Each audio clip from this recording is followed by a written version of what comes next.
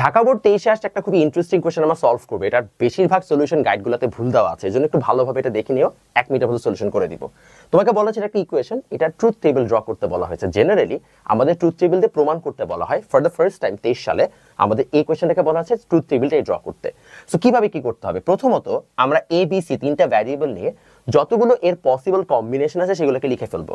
So আমরা এগুলো just আগে ডিরেক্ট কম্বিনেশনগুলো লিখে ফেললাম সকল কম্বিনেশন।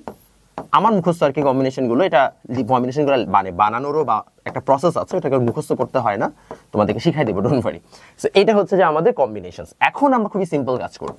আমরা সবসময় জানি যেগুলো বার হয় সেগুলো হয় 0, আর যেগুলো বার হয় না সেগুলো হয় 1।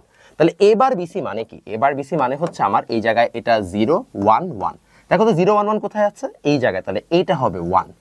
আবার দেখো এ বি বার সি, যেটা হচ্ছে যে আমরা বললাম তাহলে 1 0 1, দেখো তো 1 0 1 কোথায় আছে? এই জায়গায়, তাহলে এটার জন্য হবে 1।